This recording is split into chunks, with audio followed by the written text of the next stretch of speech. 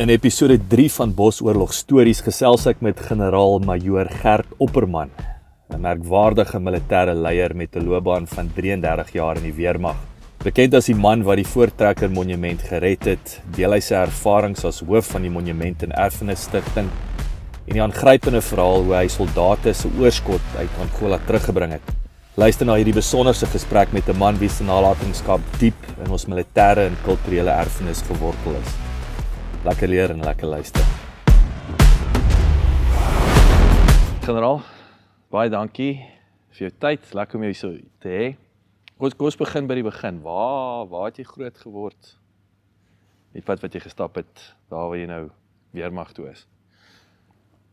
Jacques, my beginjare was in Johannesburg, verskillende voorstede van Johannesburg, eers Terfontein, Forsdale, maar die grootste gedeelte in Fairland, wat toe nog plotte was, en later een van die champagne voorstede van Johannesburg geword het.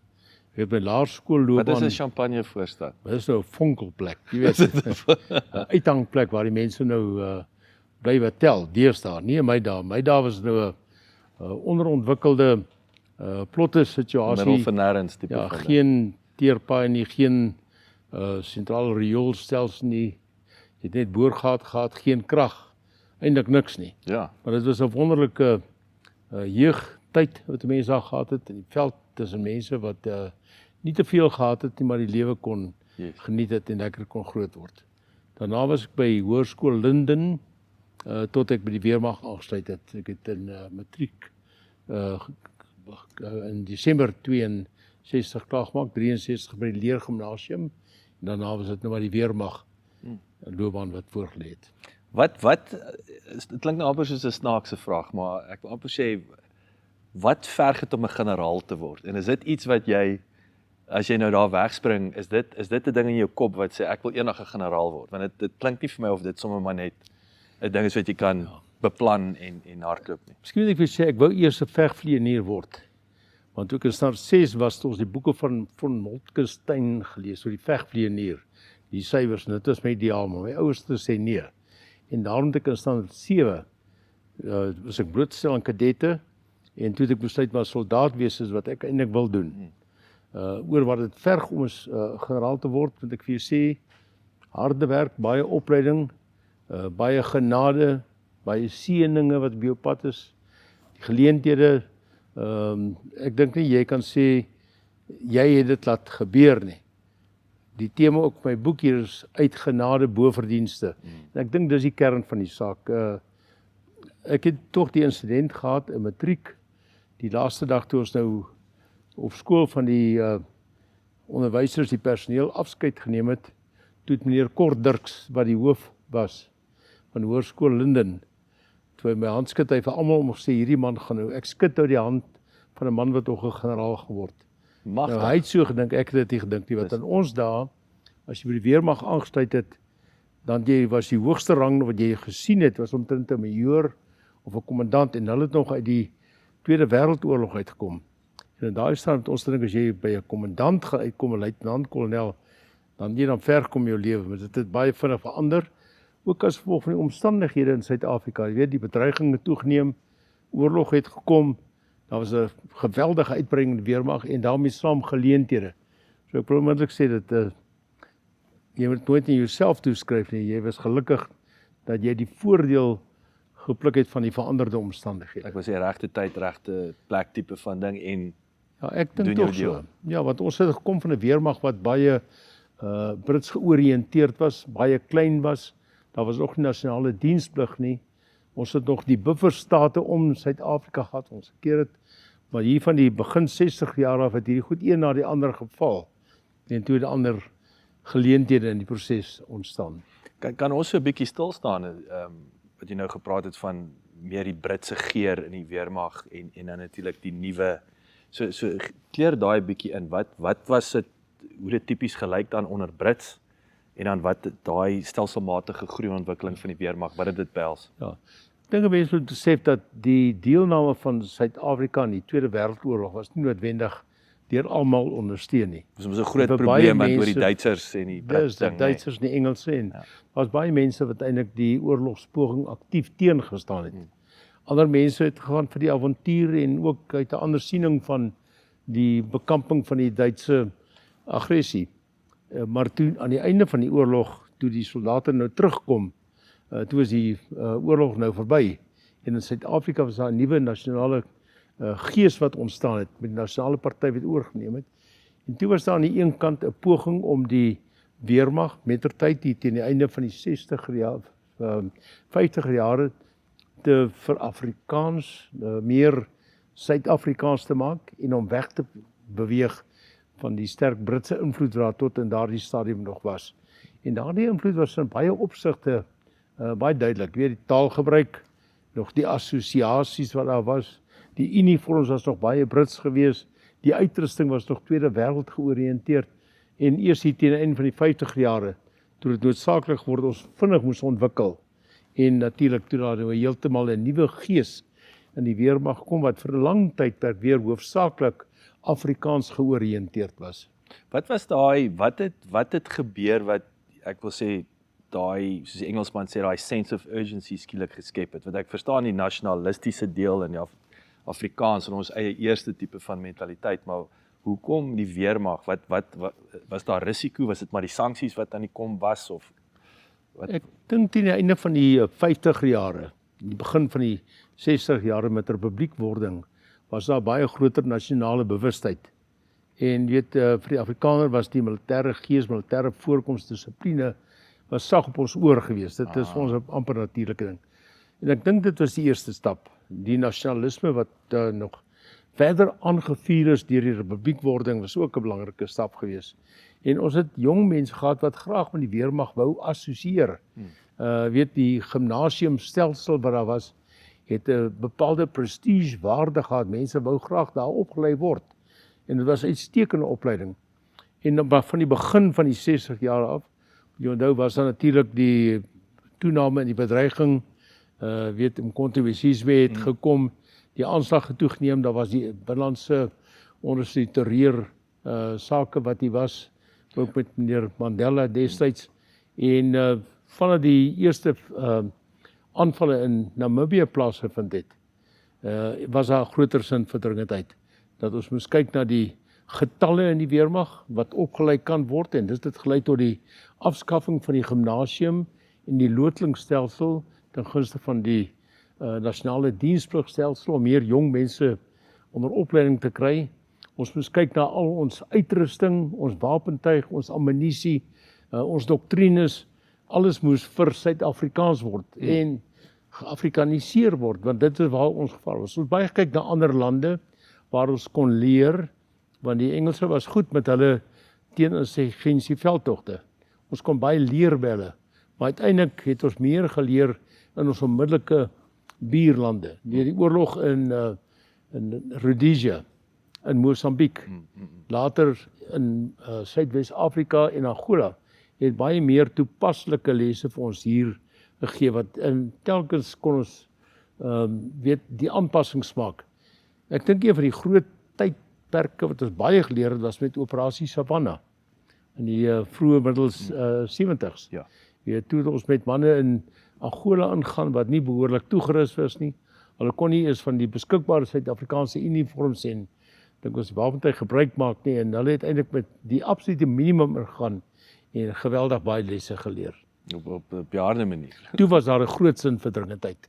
Daarna het almal besef dat ons kon nie met wat ons het Suid-Afrika bly verdedig nie, in terme van die lugmag, lugafweer, artillerie, panser, maar ook persoonlike wapens en ook persoonlike toerusting. Daar moes op talle terreine moes die krygstuigbedryf uitgebou word en ook natuurlik die weermag as sodanig. Wie was daai, ek wil sê, waar daai kennis, jy het nou gepraat van die Britte, weet wat natuurlik hulle sterkpunte het en goed. Ek wil sê, wie is eerste gebou om sê, hey, ons moet uitbrei, ons weet nie wat ons nie weet nie. Ek neem aan die Israelies was nog altyd 'n groot rolspeler. As ek teruggaan na die tydperk tussen die 50s en die 60s, dink ek was daar hoofsaaklik 'n politieke aanvoeling dat ons moet meer Suid-Afrikaans georiënteerd wees. Maar daar is natuurlik jong Suid-Afrikaners in die naoorlog Ons wat opgelei is, was uitstekende mense gewees. Maar teen die einde van die 50 jare, 60 jare was daar nog hoofsaaklik generaals uit die Tweede Wêreldoorlog. Die generasie daarna het eintlik dink ek die groot verskille begin maak. Jy weet, as jy kyk na die Willem Lous en die Magnus Malans en die mense wat na hulle gekom het. Hulle het werklik met 'n baie Suid-Afrikaanse benadering gekom en met groot daadkrag opgetree om die verskil baie vinniger te laat plaasvind. Maar ook, hulle het nie geweet wat hulle nie weet nie. Dis soos om vinnig te leer en te kan aanpas. Ja, jy moes maar baie vinnig leer, daar was nie 'n keuse nie. Weet van die eerste operasie wat by Umkrombash was en daarna ons betrokkenheid clandestien aanvanklik, maar later natuurlik meer openlik in die buurlande was daar 'n baie groot sin van dringendheid. Dit was duidelik dat Suid-Afrika het teen die einde van die 60 jaar nog 'n baie sterk ingesteldheid gehad oor die belangrikheid van die Kaapse seeroete. En daarom is daar baie klim op die vloot, ook in die tyd van Admiraal Bierman. Die vloot het tog baie prominente rol gespeel, maar mettertyd het die klim heeltemal verskuif na die landwaartse oorlog met sterk lugondersteuning. Ja. Wat het daai 2 jaar, jy weet, waar is wie dit besluit, hoekom 2 jaar om natuurlik daai getalle te groei van die weermag en so aan. So wat, of vertel 'n bietjie meer, wat het daar gebeur, daai hele, ek wil sê strategie om die Kyk, daar was maar 'n besef dat die hoeveelheid mense wat gelewer word om in die weermag te bly, was onvoldoende vir die toenemende vereistes. Weet, aanvanklik was daar 'n loodelingsstelsel wat vir 'n kort tydperk opleiding gedoen het en dan is hulle weer terug, dalk opgeneem in die deeltydse magte, dalk nie eens opgeneem in die deeltydse magte nie. En dan in die gimnasium geval was die manne na 'n jaar opleiding nie meer verplig om verdere kampe te doen nie. So hulle het eintlik uit die stelsel uit verdwyn. En dis duidelik dat hierdie twee stelsels gesamentlike kon nie vir ons die mannekrag verskaf wat ons nodig gehad het om ons eenhede te beman om aan te wend operasioneel. Toe was daar ondersoek gewees en daar's gevind dat die enigste alternatief is 'n vorm van nasionale diensplig. Aanvanklik was dit vir 'n korte tydperk, toe 2 jaar gemaak. Later is daar kortdiens wat bygekom het en nog later weer terug na 1 jaar toe en toe afgeskaf. Maar ons as land moet eintlik verskriklik dankbaar wees dat ons wel die geleentheid gehad het om 'n dienspligstelsel te ontwerp vir ons behoeftes. Want ek dink die opleiding en die dissipline, die gevegsvaardigheid wat ons mense ontwikkel het daartoe gelei dat ons een van die beste weermagte, waarskynlik die beste weermag in die hele Afrika geword het. Jy het verwys na die Israelies, ja, ons het baie by hulle gereël, maar ook by ander. In die geval van die Israelies was die voordeel dat hulle het 'n klomp oorloë kort aan mekaar gehad. Hulle het 'n baie groot sin vir dringendheid gehad. En die Israelies het 'n baie goeie improvisasie vermoë gehad. En ons het die voordeel gehad dat ons kon leer en dit ook by ons toepas. Ons het byvoorbeeld in een stadium in my loopbaan het ons 'n Israeli kolonel gehad wat saam met ons instruksie gegee het by die leerkollege vir die stafstudente.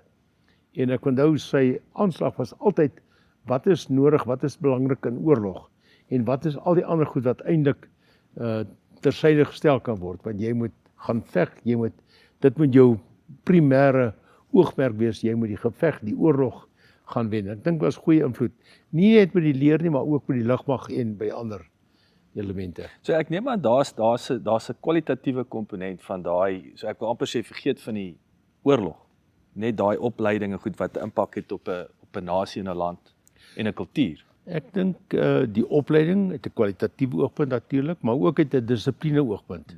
Ook uit 'n vaardigheidsoogpunt, ook as 'n belegging vir die toekoms. Want baie van daardie manne wat nou dienspligtiges was, het uiteindelik top leiersposisies geneem. Ek kan een voorbeeld noem. Terwyl ek bevelvoerder van die Brede Sentrum was nou Dr. Pieter Groenewald, een van my troepe gewees. Nou hy is nou minister van korrektiewe dienste. Ja.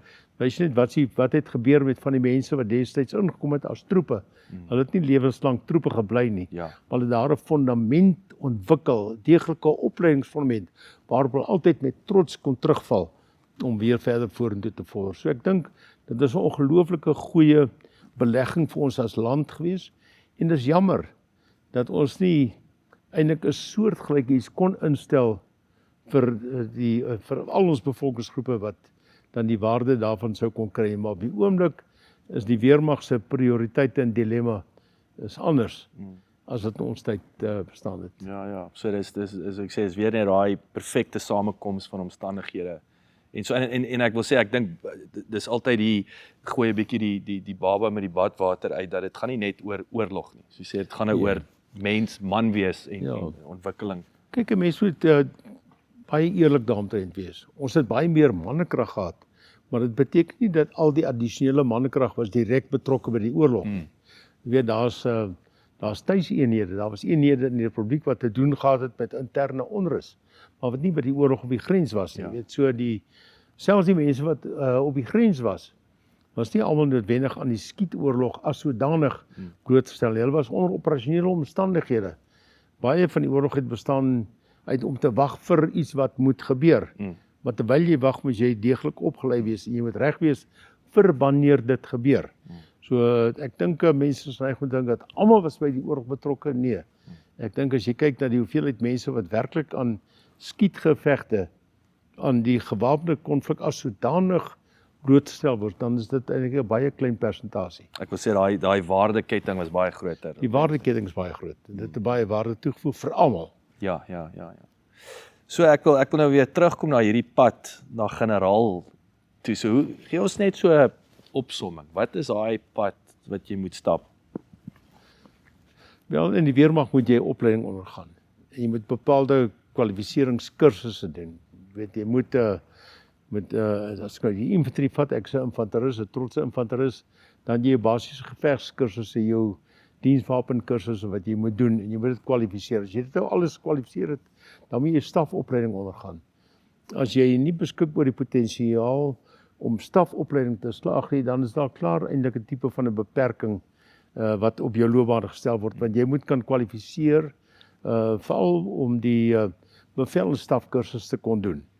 Daar was 'n ander bestuur en stafkursus, maar dit was eintlik op 'n ander vlak. En wat het mens nodig gehad om dit deur te kom? Wel, jy moes eers al jou gewone kwalifikasie en bevorderingskursusse geslaag het, en jy moet geïdentifiseer wees as iemand wat beskik oor die potensiaal vir verdere bevel en stafaanstellings.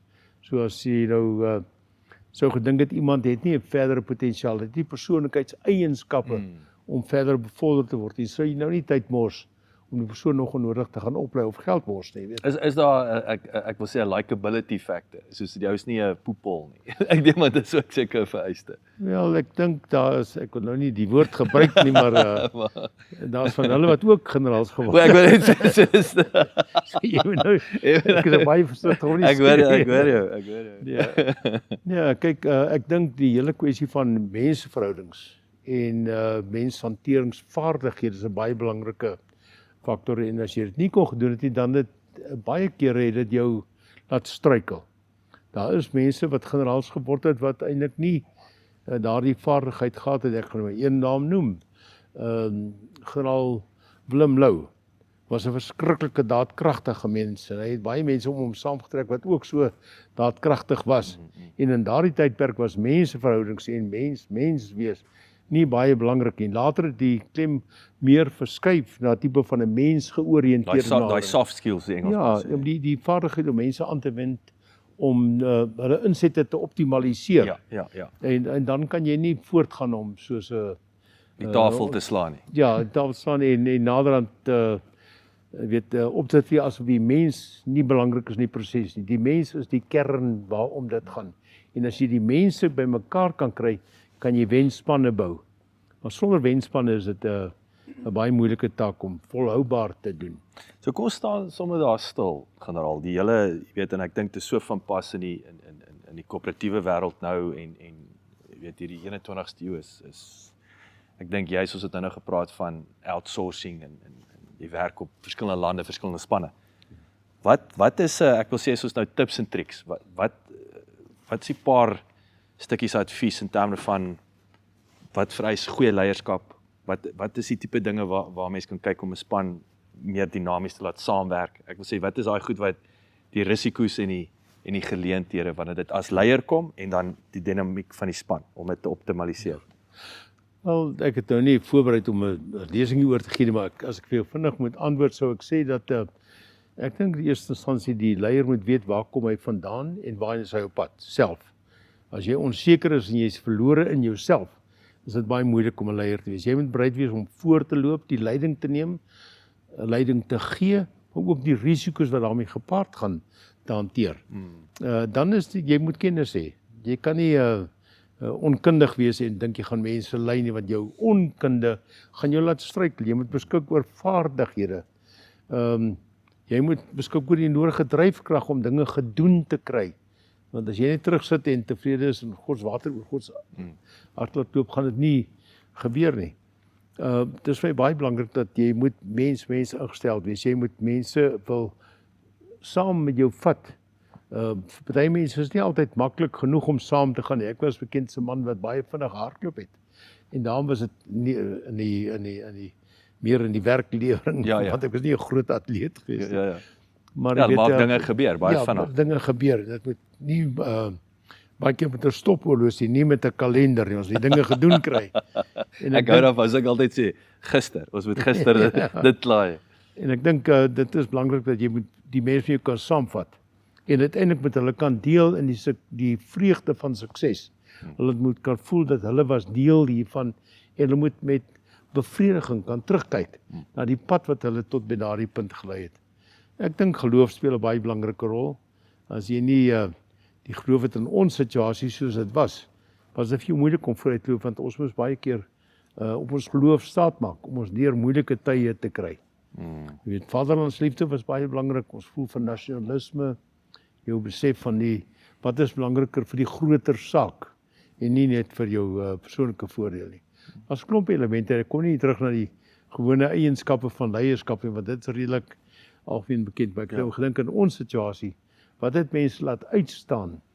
En maar uiteindelik wil ek vir jou sê dat in al hierdie situasies ook as 'n leier, moet jy baie keer staat maak op genade. En baie wat jy kry is bo jou verdienste en mense is baie dankbaar as jy wel sulke geleenthede gekry het. Ek neem aan die genade komponent kom ek in is kyk, ek weet, ek dink dit was ek wil nog sê Montgomery, dit was nie Montgomery van in die Tweede Wêreldoorlog, die Allied Forces, wie was die leier nou weer? Ek weet nou, gaan nou onthou, maar Eisenhower moes sê, plans mean nothing, but planning is everything. En daai sluit vir my aan by Mike Tyson wat gesê het, everybody has a plan until they get punched in the face. So ek neem maar, daar's altyd 'n komponent van, jy's voorberei, maar eintlik tot die eerste skootklap, jy weet nie wat jy nie weet. Jy moet baie deeglik voorberei, want onthou nou weer 'n keer, 'n groot deel van jou weermag betrokkenheid is nie noodwendig geveg georiënteerd nie, dit is meer bestuur georiënteerd, begrotings, verkryging van jou krygstyg, jou ammunisie, al soos weer daai waarheid dan kom. Dis 'n lang proses, daar baie mense betrokke by die situasie, maar ek dink een van die sterkpunte wat ons gehad het in die weermag was reeds ons vermoë om te beplan. As ek sê die weermag, dan praat ek van die weermag in die krygstyg verband.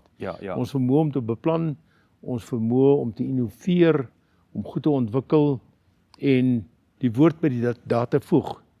Dit was eintlik die belangrike element wat ons deeltyd kon sien, waar is die probleme en wat kan ons daaromtrent doen om dit uit te sorteer. Soms het ons uitdagings gehad. Weet, die wapenboikot wat daar was, het veroorsaak dat sekere tipe kundigheid nie vir ons beskikbaar was nie. Dan moes ons baie meer tyd spandeer aan navorsing en ontwikkeling en proefneming.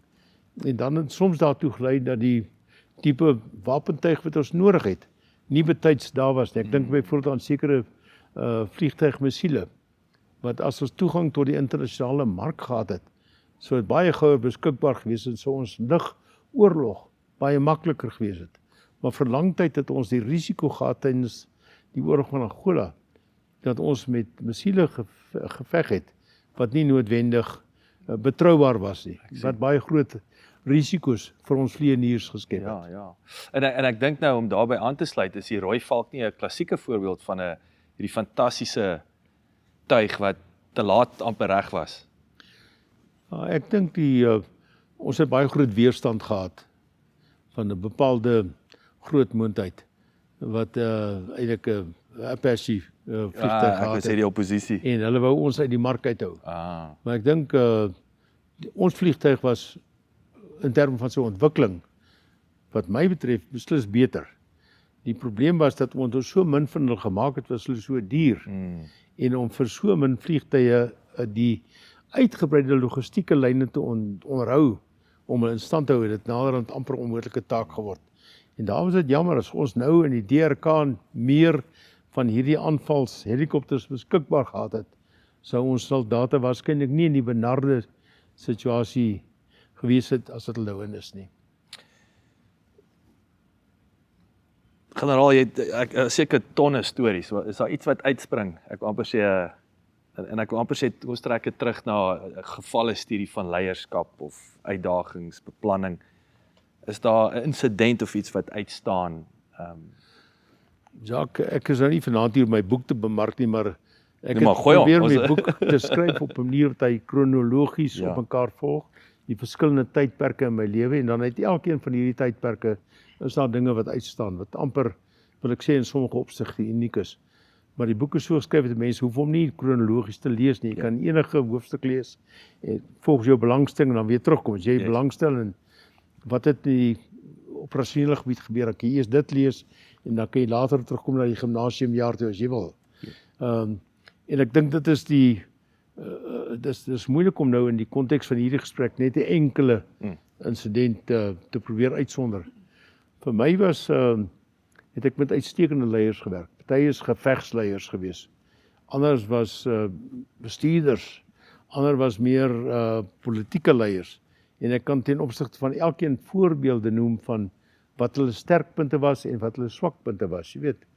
Maar ek dink ons het eintlik 'n wenspan gehad wat bestaan het uit 'n klomp uiteenlopende persoonlikhede met sterkpunte en swakpunte, maar as 'n span het hulle mekaar aangevul en kon hulle voortgaan in hierdie totale poging bedryf. 'n Mens so langs die pad kom praat van lesse wat jy ervaar en beleef het, maar ek wil nie graag een uitruk asof dit nou die totale verskil gemaak het nie, want dit is eintlik 'n sameloop van omstandighede, 'n klomp dinge wat uiteindelik daartoe aanleiding gegee het dat ons kon ontwikkel tot die vlak wat ons ontwikkel het en kon bereik wat ons bereik het. So in terme van om seker te maak jy weet daai span is optimaal saamgestel. Was aanlegtoetse, was dit 'n groot ding, groot hulpbron? Ja, dit op verskillende vlakke natuurlik. Jy weet, aanlegtoetse het van die begin af 'n rol gespeel, maar toenemend na mate ons sielkundige dienste 'n groter rol gespeel het die aanlegtoetse ook meer wetenskaplik geword, jy weet. En mense het kursusse bygewoon, toetse ondergaan, bepaal wat is sy sterkpunte, wat is sy ontwikkelingsareas, waarop moet gekonsentreer word en so meer. Ons het senior leierskapsseminare gehad, verskillende modelle wat gebruik is. Dit is veral nie daar van generaal Malan. En die van is hy baie goed ondersteun die verskillende hoofde van personeel van die weermag en die geneesheer-generaalsmense wat toe wetenskaplike toetse ontwikkel het. Die beste voorbeeld is waarskynlik die spesiale magte, wat baie spesiale toetse moes slaag. Maar dit gaan ook verder by jou valskermsoldate, jou spesialistsoldate. Ons het dit gehad by die kering van offisiere.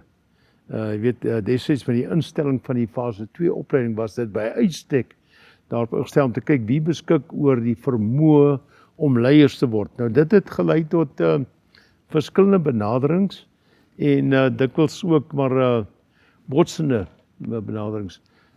Tipiese voorbeeld.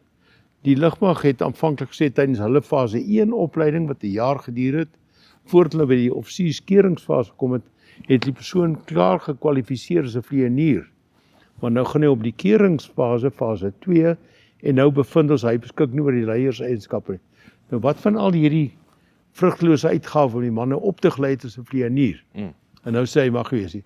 En wat gebeur met daai man wat ons sê hy beskik nie oor die eienskappe om 'n offisier te word nie? Hy gaan waarskynlik uit en gebaseer op die opleiding wat sy 'n vlieënier gekry het, gaan vlieg hy kommersieel.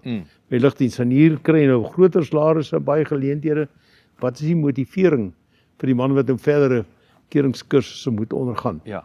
Die ander een was jy die aanleg om akademies te gaan studeer. Maar dit kan ook baie maklik verkeerd bewys word. Ek dink aan een geval, een van my kollegas het met een van die kerings het hulle gesê hy beskik nie oor genoeg akademiese agtergrond vir 'n BA kursus nie. Maar op een of ander rede, en ek kan dit nou nog nie verstaan nie, is hulle toe bereid om vir mekaar te gee om 'n ingenieurskursus te gaan doen op Stellenbosch. Goeie aarde. En daar speel hy rugby, hy's baie aktief besig en hy slaag die kursus in die minimumtyd. My mag. Hy het die voorgeskrewe tyd en daarna het hy aangaan met die bestuurskonsultasie. Want wys jy nie dat jy kon ook verkeerd wees met hierdie goed. Ek onthou een persoon het ek persoonlik gesê, ek dink nie hy beskik oor die eienskappe om offisier te word nie. Hy het 'n 747 kaptein geword. Jy weet, dit is net in 'n ander rigting. Ja. Maar hy het nie noodwendig oor mense Ja. bevel hoef te voer, behalwe sy bemanning en maar hy het die vaardigheid gehad en die vermoë gehad, die verantwoordelikheid om so 'n groot vliegtuig te hanteer. Ja. So jy kon baie keer verkeerd wees Ja. met die toetse, maar dat jy mense moes toets, is baie belangrik, want jy het jou risiko in die proses net verminder. Net verminder. En En ek ons dink het dit is belangrik. so baie van daai toetse ook, ek wil sê is dit plaaslik ontwikkel. Ja, ons het uitstekende mense gehad wat toetse ontwikkel het. 'n Man wat 'n baie prominente rol in die verband gespeel het, was Sepp Serfontein. En hy het 'n klomp sielkundiges om hom gehad en hulle het vir elke bepaalde situasie het hulle dan 'n toets ontwikkel om bepaalde eienskappe te meet en ook dan intervensies voor te stel oor wat gedoen kan word om die persoon se optrede, sy vermoë te optimaliseer. Ja. Een woordjie en ek wil amper nou ek sou bang want ek like nie om politieke gesprekke te hê nie, ons is in Suid-Afrika, ons het genoeg sulke gesprekke, maar een woordjie wat my oog gevang het was verdraaiings, nê? Nee? Ja. Wat is daar so ek sê sonder om polities te raak. As jy nou terugkyk, wat se verdraaiings is daar oor die oorlogtyd? Ek gaan maar een van die verdraaiings vir jou gee om te sê ons regering was ook in die vorige bedeling betrokke by situasies wat ons geloofwaardigheid aangetast het. Gedurende operasie Savannah was ek 'n student in Spanje vir 2 jaar. En terwyl ek daar was, toe is die inval nou in Angola, waar die Amerikaners ons in die steek gelaat het. En ons regering het vanweer redes wat vir hulle toe belangrik was, ontken dat ons in Angola was. Pragtig. Maar terwyl ek in Madrid was, het ek gereeld op televisie ons troepe mense wat ek sien op televisie gesien, met oorpakke en tekkies wat besig om oefeninge te doen. Dan jy ook vir jouself gesê, maar hoor jy, maar wie moet jy nou glo? Ons ambassadeur wat destyds in Madrid was, het my gereeld gevra, maar wat maak ons in Angola? En sê ek vir man, ek weet niks meer as jy nie, en hy het my nie geglo nie. Pragtig. Maar ek dink ek moet weet. Ja. Jy weet, jy kan nie in die weermag wees en jy weet nie. Maar ons hele land het nie geweet nie, want dit was 'n groot geheimhouding gedoen. Hoekom? Wel, destyds was dit maar ons het gedink die Amerikaners gaan ons ondersteun. Die belofte was daar gewees. Maar dit was mos 'n koue oorlog. Dit is maar dit was toe nou nie so koue oorlog, dit was toe warm oorlog. En maar die Amerikaners het toe as gevolg van interne politieke druk hulle steun onttrek en hulle wou uiteindelik nie eens vir ons wapentuig gee in die res van die oorlog en daarna nie. Hulle was bereid om vir seker tipe wapentuig nog vir UNITA te gee op voorwaarde dat die Suid-Afrikaners nie toegang daartoe moet kry nie. Val seker tipe lugafweer wapentuig.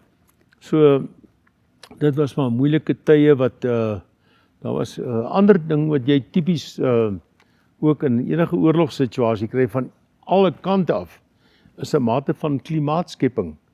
Nou jy kan miskien klimaatskepping ook beskou as 'n vorm van verdraaiing. As jy moet 'n motivering opbou vir 'n bepaalde operasie, dan gaan jy in die aanloop tot die operasie, gaan jy meer die klem van die beriggewing, die nuus, klimaat gaan daarop ingestel wees om die klimaat te skep, sodat wanneer jy uiteindelik moet aanval, dat jy die regverdiging daarvoor het, dat dit nie bevraagteken word. Klink soos bemarking. Dit is 'n vorm van bemarking. Sekerlik, soms gebeur dit nie nodig is nie. Byvoorbeeld na die mortieraanval, die bestoking van Katima Mulilo in Augustus 1978. Toe was die klimaat daar. Ons hoef niks te gedoen het nie. hulle die vyand het die klimaat vir ons geskep, deur 10 van ons troepe dood te skiet, met 'n vuurpyl wat ontplof het in 'n slaapkwartier en verder 10 wat gewond is. En die klimaat was daar dat ons toe vir die eerste keer oorgrensoperasies, hakkejag-operasies kon uitvoer. Tot in daardie stadium moes ons suid van die Kaplyn bly. Ons verwag nie oor die grens gegaan het nie. Maar toe het dit bestaan. Toe kon ons aangaan, jy weet. Daarna is die hakkejag-operasies en die oorgrensoperasies toe ook uitgebrei na Ovambo toe, maar dit het begin by die Oos-Kaap-Rivier. So soms het die klimaatskepping outomaties plaasvind op vyandelike inisiatief. Die vyand het ook maar probeer om klimaat te skep. Dis deel van oorlog voor. Ek wil net sê goeie propaganda. Ja. Ek bedoel, en dis 'n ding wat oor die jare, mense hoor dit nou maar net, wat van die, ek wil sê die ou manne, die veterane gesê het, maar hulle weet nie waarvoor hulle gefight het nie. Is dit so ooglopend? Is daar 5 kante aan daai storie? Wat het gelei tot daai tipe aanmerking van ons? Ek kan dit verstaan. Kyk, jy kan 'n man kry wat baie goed opgelei is. By land dan by 'n plek waar hy miskien wat dit stil operasionele omstandighede is, wat hy selfs nie sy operasionele vaardigheid daar benut nie. Jy weet wat hy nou blootstel word aan allerlei forme van propaganda, die woord wat jy gebruik het. Kom ons sê maar verdraaide beriggewing, aanvalle op sy teenwoordigheid op 'n bepaalde plek, wat hy nader aan self wonder wat maak hy hier. Ek dink met die verloop van tyd, ons mense het almal baie sterk geglo in die stryd teen kommunisme. Dit was vir ons dit was die fondasie van alles. Dit was die fondasie, jy weet, en baie was ook maar rasse gekleur geweest, jy weet. Ons het later ontdek dat die rasse gedeelte was nie so 'n groot verdelende faktor, want ons het baie swart soldate aan ons kant gehad, wat uitstekende soldate is wat saam met ons geveg het, en met baie goeie verhoudinge. En ek dink selfs na die terugkom van die sogenaamde bevrydingsbewegings uit die buiteland uit, het ons met baie van hulle gevind dat hulle ook 'n tipe van 'n nasionalisme en 'n militêre trots wat aanvanklik baie sterk was. Mettertyd het nou verwater geraak, is my afleiding. Maar ek dink die blote feit dat daar toe met die ontbanning van die ANC, die kommunistiese party ook ontbind is. Dit was ook vir my 'n skok. Ek onthou die dag toe dit aangekondig is, want ek het in 'n stadium vooraf besef dat ons kan nie voortgaan met die oorlog nie. Die oorlog raak vir Suid-Afrika onbekostigbaar, onvolhoubaar. Ja. En ons moet by 'n politieke oplossing uitkom. Dit sou die enigste oplossing wees wat standhoudend kon wees in ons land. Maar vir baie mense was die ontbanning van die kommunistiese party uiteindelik die hele ideologiese basis van die oorlog half verwyder. Ek sien. En baie mense daarna gesê, maar wat het ons daar gemaak? Ons het geglo ons veg teen die kommunisme. Ek het 'n wonderlike offisier onder my bevel gehad in die Oos-Kaap-Rivier, oom Dirk de Tooy.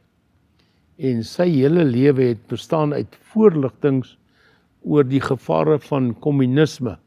En hy het met groot oortuiging oorgedra.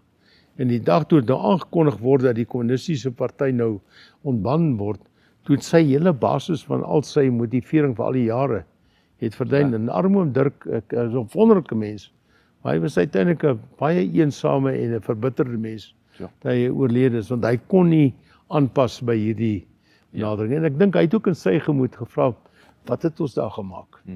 Wat is die sin daarvan gewees, jy weet? Spanje.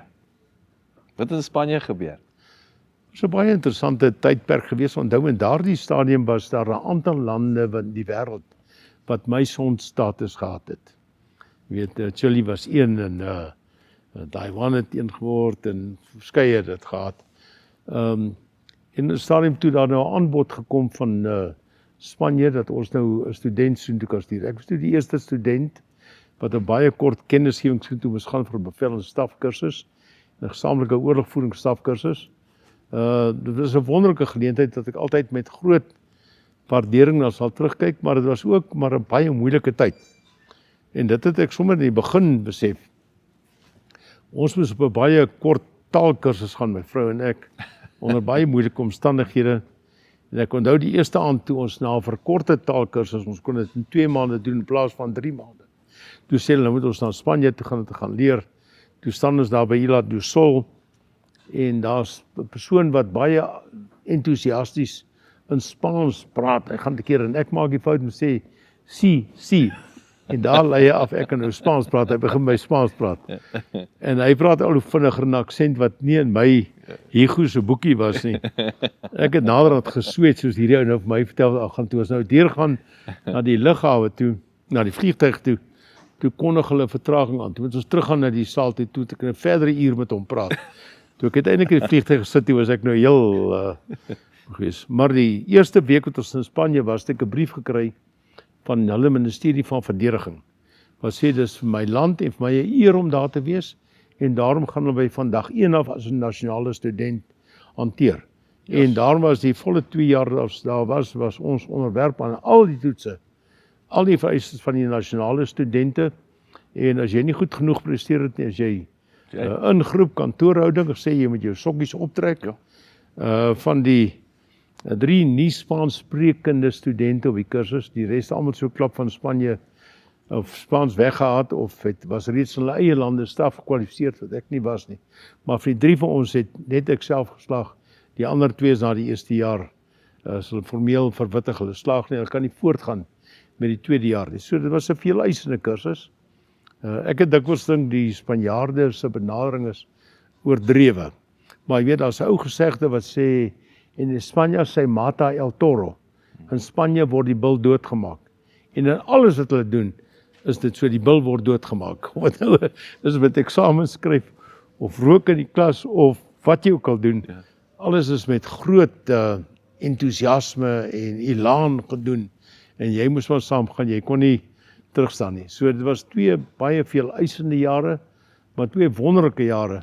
En ek het 'n groot respek ontwikkel vir die Spanjaarde. Alhoewel ek daarna het hulle verder ontwikkel toe nou werklik na die tyd van Franco en hulle nuwe koninklike bedeling en demokrasie by NAVO aangesluit het, toe het hulle meer toegang tot wapentuig gehad, 'n ander opleiding gehad, so ek het geen twyfel nie dat die Spaanse weermag van vandag is waarskynlik baie beter gekwalifiseer as die een waar ek destyds die bevelende staf en stafopleiding ondergaan het. Maar ek dink hulle het toe reeds toegang tot baie wapentuig, veral geskut gehad en ook beplanningstegnieke wat ons nog nie in ons land gehad het nie. En ek kon daardie kennis en vaardighede kon ek terugploeg toe ek weer terugkom na ons eie weermag toe. En Spanje nou, jy het genoem ander lande, jy het genoem Maison, hè? Wat is die Maison-staat, en Paria-staat is die Wat is Maison-staat? Ek wil nou gevra het, wat is 'n Maison-staat? Maar kyk, die res van die wêreld het op hulle neergesien. Sien. Jy weet, Chili met Pinochet was nou bepaalde assosiasies. Die Argentyne in 'n stadium van Fidela het bepaalde Maison-status gehad. Suid-Afrika was een gewees. Israel was een, alhoewel Israel 'n groot broer gehad het hulle baie beskerm het. Jy weet, Suid-Korea in die oë van baie mense was so gewees. Taiwan was so gewees. Jy weet, daar was verskillende lande wat net eenvoudig hulle was in die oë van die wêreld was hulle uitgeworpenes.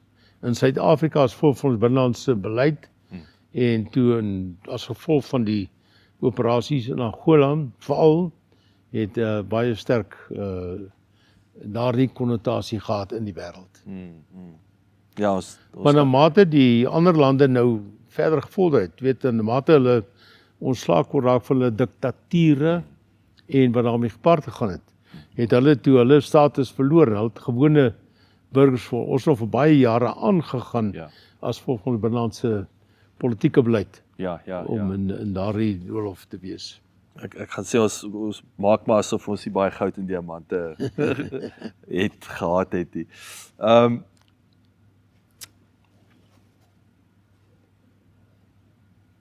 68 lande.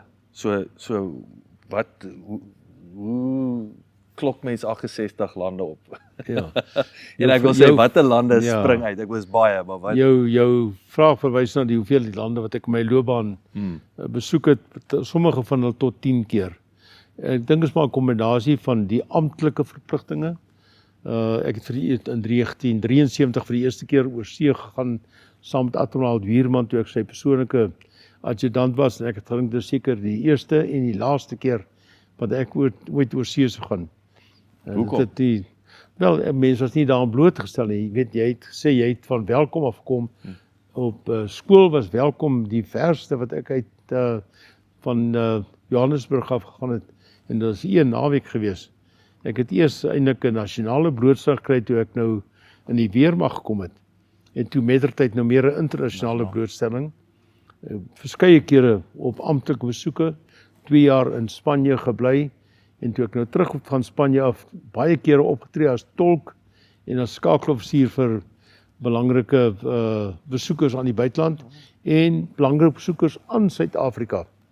Toe het ek ook nou mettertyd toere begin organiseer, as toerleier opgetree en in totaal 68 lande, party van hulle tot 10 keer besoek. Dit was baie groot voorreg geweest. So hoekom 'n toerleier? Wat het dit veroorsaak?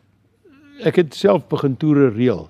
Destyds vir die Klub Geberra wat ons gestig het by Kommuniteit Noord-Transvaal, het ek 'n groep bymekaar gemaak na redelike toer en dan tree ek sommer op as die toerleier ook na verskeie lande toe. En in daardie stadium was dit kort na die val van die USSR. Toe het baie van die lande vir die eerste keer oopgegaan. Veral die Oos-Europese lande. Ja, toe kon hulle die eerste keer gaan besoek en dit was nou unieke ondervindings. Maar die toer was ook in Afrika gewees, in Zimbabwe, Rhodesia, Angola, Mosambiek, Namibië. Het ons mense honger gehad vir 'n bietjie. Ja, ons mense wou graag toer. En veral as mense kwaliteit kon aanbied, weet die persoonlike aandag, klein groep benadering, selfbestuur met die voertuig en dan taalvaardigheid het baie gehelp om dit te gaan doen. Soveel tale kan Wel, Afrikaans, Engels en Spaans. Okay, so die Spaans is, maar die Spaans is ook 'n sterk fondasie seker vir ander Portugees en enige Latynse taal kan jy jouself eintlik genoeg woorde herken en jy kan jouself laat help. Sekere lande in Europa is Afrikaans natuurlik belangriker. As jy nou in Frankryk gekom het, dan het hulle nie daarvan gehou dat jy Engels praat nie, maar as jy Afrikaans praat, dan vra jy, kan jy maar Engels praat nie? En dit help dan ook. Maar ek het ook baie keer gevind dat die wil om te kommunikeer is belangriker as die taal. In Rusland, waar ek nou verskeie kere gaan toer het ek baie keer doelbewus op die moltreine gaan ry. Mense het gesê, jy moet nooit doen, jy gaan verdwaal. Dis sê ek, maar ek wil verdwaal, want ek wil nuwe goed ontdek, en dan kan ek mos van die mense vra. So mense sal nooit met hulle kan praat nie. En ek het een aand op een van die moltreinstasies, het ek met 'n persoon probeer kommunikeer, toe sê hy kan nie praat nie, hy kan nie praat. Ek sê ek, man, jy hoef nie te praat nie, kyk in my oë, ek sal met jou praat. En uiteindelik het hy my aan die hand gevat, hy het ons na die perron toe gevat, en op die regte trein gesit, en ek het daar weer vir sê, kyk, jy hoef nie te kan praat, om te kommunikeer nie. Dit help natuurlik, maar dit is nie baie belangrik nie. Ons het dit baie kere ook gevind, val op die Trans-Siberiese trein. Daar was op elke van hierdie waans was daar 'n Russiese oorsigter, ek wil amper 'n Samjor noem, want sy het daar 'n waan met absolute ystergreep hanteer. Hulle was almal vrouens, stewig en met groot gesag. En ek het net altyd gesê, wag, kyk in my oë, dan kan ons met mekaar praat. En dan praat ek Afrikaans, en sy praat Russies, maar ons kommunikeer rond uit die bos uit. Eendag het ons 'n probleem gehad, want ek het altyd op daardie trein vir die mense gesê, onthou nou, as jy by stasie stilhou, moenie ver weggaan van die trein af nie. Want die trein gaan op die regte tyd vertrek, al kom hy laat aan. En as jy nie op die trein is, gaan hy vir jou wegry. En eendag toe ons daar deur die separate toe kom een van die lugwaardinne my toe, sy sê vir my, daar 6 van my mense is weg. Ek sê nee, my mense is almal hier. Sy sê daar 6 weg. Ek sê nee, hulle is hier. Ek gaan kyk. Nou stap ek deur die trein, maar ek kry verskeie kompartemente is toe. Kry mense in die eetsaal nêrens nie. Nou gaan ek terug na toe. Ek sê, hoorie, ek dink daar 6 mense weg. Sy sê hulle is by daai stasie daar agter. Nou sê ek nou, wat doen ons nou? Nou moet jy op daai trein moet jy nou met 'n agterskakel teleedrukker kommunikeer. Nou sê hulle vir my nee, die mense staan daar by die stasie, hulle daar agter gebly, die trein het hulle weggery. Dan sê ek maar, wat doen ons nou? Hoe kry ons nou hier? En daar blyk toe, daar is 'n plaaslike trein, plaaslike paar 100 kilometer, wat nou vinniger as ons ry, hulle kan by ons verbyry, en dan sal ons nou weer kry, as ons by Ierkoers, by die Baaikalmeer kom. Die aand toe ons daar kry, toe staan daar 3 baie beteterde mans eenkant, en die vrouens in trane, hulle die hele dag vir die mans gesê, maar wat gaan Gert sê, hy het ons gesê, jy moet weggaan van die trein af. En die mans het eintlik nie verskoning, maar wat toe gebeur het, is dat, hulle het net wegbeweeg van die trein af, hulle by die stasie uitgegaan, om 'n foto te neem van die stasie, en toe hulle terugkom is die trein weg. Hulle nog toe is die trein het gerangeer. Maar jy regeer die trein, as 'n trein spoor in en spoor uit. Toe moet hulle nou agterbly, maar dis die 3 onwaarskynlikste mense wat jy nou kan dink wat dit mee kan gebeur. Die een kerel het 'n obsessie gehad met tandeborsel. Hy kon maklik halfuur lank tandeborsel. Die ander ou het altyd so groot rol note in sy broekie sakkie agter gehad. Ek kan amper sê sy gatsak gehad. Die derde een was 'n bourekenaar van George af. As ek nou die programme voor die tyd uitstuur, dan sê die minute uitgewerk, dan sê hy terugkom met 'n program wat in sekondes werk, en hy dink dit gaan vir mense meer beteken. Nou hierdie 3 manne, is nou die 3 wat agterbly daar. Die kerel met die note, hy wil 'n helikopter hier om ons in te haal, maar hy weet nie hoe om vir die mense te sê hy wil 'n helikopter hê. Dan sê ek vir hom, hoekom teken jy nie 'n helikopter nie? O, hy het nie daar gedink nie. Die kerel wat sy tande borsel, die oggend nie sy tande geborsel nie. Nou loop hy die hele dag so. Dis Hy worry nie oor die trein nie. Hy worry sy tande. Die ander een weer, wat die berekening doen, sy vrou sê net die hele tyd vir hom, jy weet altyd beter, en kyk wat het jy nou gedoen. So toe hulle die aand aankom, het ek net besef dat hierdie man het hulle straf die hele dag deurgehad. Ek hoef niks meer vir hulle te sê nie. Maar hoekom ek die voorbeeld noem is dat daar staan die 3 van hulle op die stasie, maar hulle sê vir hulle self, hulle kan nie kommunikeer nie. En omdat hulle sê hulle kan nie kommunikeer nie, nou kommunikeer hulle nie. Nou, dis nou nodig jy van die agterskakel van die trein moet gebruik maak, sê, vra vir hulle dit, vra vir hulle dat, vra vir hulle dit. Maar dit is baie interessant. Ja, dis en dis baie waar die kommunikasie. Ek sê altyd as ek terugdink, ek is verskriklik lief vir Spanje. Ja. Oor die jare natuurlik ook ons baie daar tyd spandeer, en ek sê altyd daai wat jy in die middel van nêrens is waar jy die menu is nommer 1, hy's die plaaslike taal, en jy en die waiter is besig om en somehow kan jy die regte kos bestel, ek verstaan nie wat daar staan nie, dan weet jy jy's nou wat jy is die wil om te kommunikeer as die krities. Ja, daai is baie interessant. Voortrekker monument. Ek sit gisteraan so en dink aan die Voortrekker monument en my gevolgtrekking is vir my een van die mooiste geboue in die wêreld, die argitektuur daarvan. So ek kyk altyd, ek soek as ek oor die jare Parys soek ek die Eiffeltoring en ek soek heeltyd waar is hy. Kom pak daai bietjie uit, effe 'n stigting, gee ons agtergrond, waar het alles begin, wat tot waar ons nou is. Jacques maak nou baie groot sprong van Spanje tot by die Voortrekker monument. Ek moet net sê dat in die proses gaan baie goed dalk nie in konteks val nie, maar ons laat so. Ek het die weermag verlaat in 1996 en aanvanklik wou ek nie die weermag uitgaan nie. Ek kan daaroor praat as jy later wil, maar ek het eers vir 2 jaar gaan werk as bestuurende direkteur van 'n wagtemaatskappy. En na 2 jaar toe het ek gevoel, man, hierdie private sektor, wagtemaatskappy is nie heeltemal wat ek wou doen nie, 'n klompie ander redes ook. En toe het ek my eie konsultasiemaatskappy gestig. En ek het net al hoe meer en meer die gevoel begin kry dat dit is nie vir my persoonlik bevredigend net om as konsultant op te tree nie.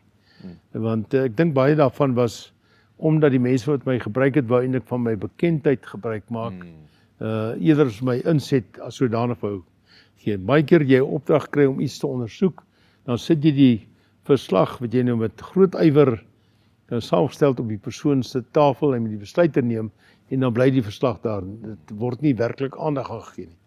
En ek het net al hoe meer en meer weer begin terugverlang om uitvoerend te wees.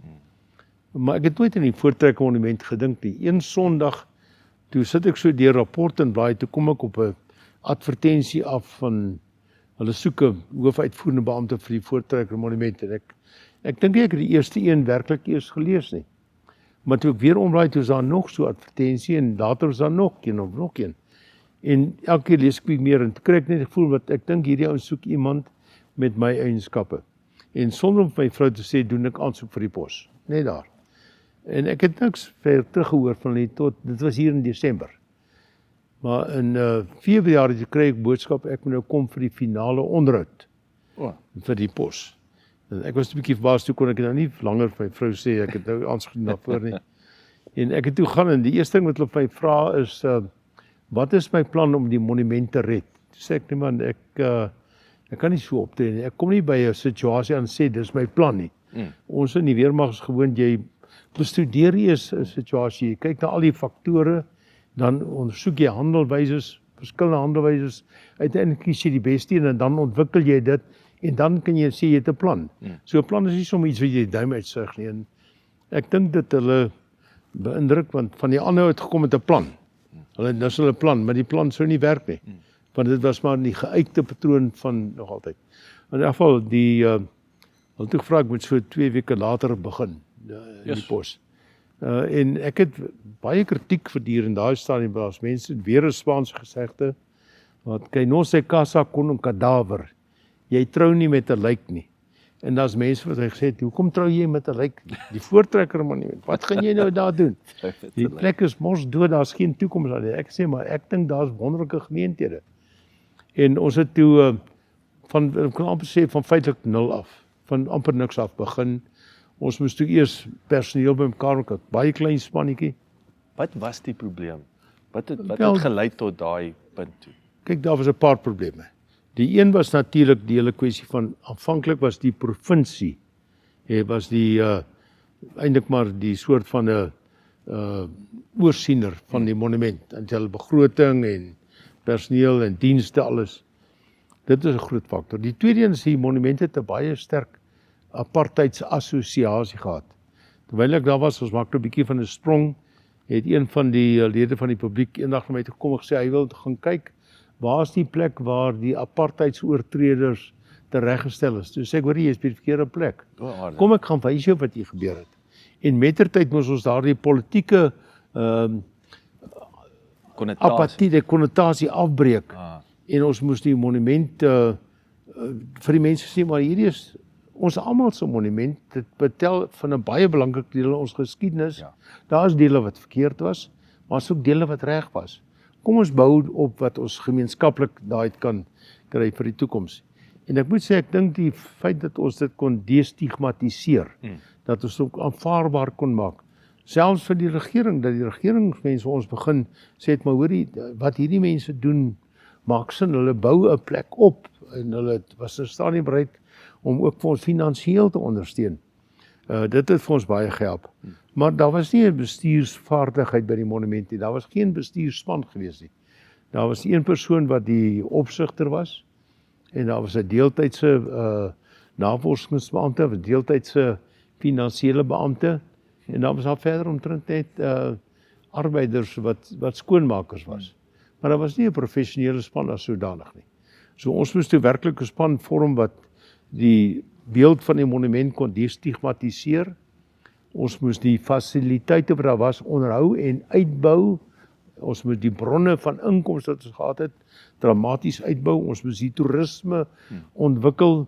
Maar ons moes bestuurspan daar stel wat die vaardigheid gehad het om die vakkundigheid tot sy reg laat kom.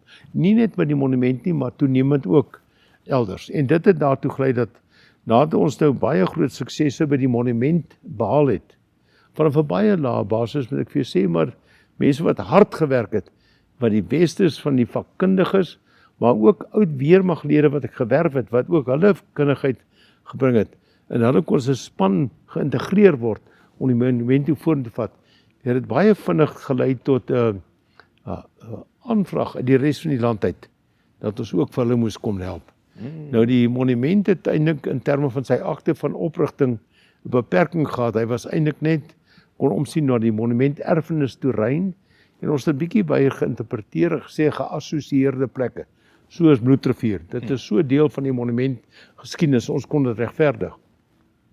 Maar baie van die ander plekke kon ons nie regverdig en daar moes ons toe 'n entiteit stig, die Erfenis Stichting, wat elders kon omsien na bedreigde Afrikaner erfenis goedere. En ons het mettertyd ook 'n navorsingstrust gestig en hierdie groepering van 3 maatskappye, daar was eintlik 'n 4de ook, maar dit was meer net 'n eienoms beperk wat na die fasiliteite omsteen. Dit kon ons toe uitbou tot die suksesverhaal wat die Voortrekker Monument en die Erfenis Stichting daarna geword het. Erfenis Stichting, so wat sit daar binne-in?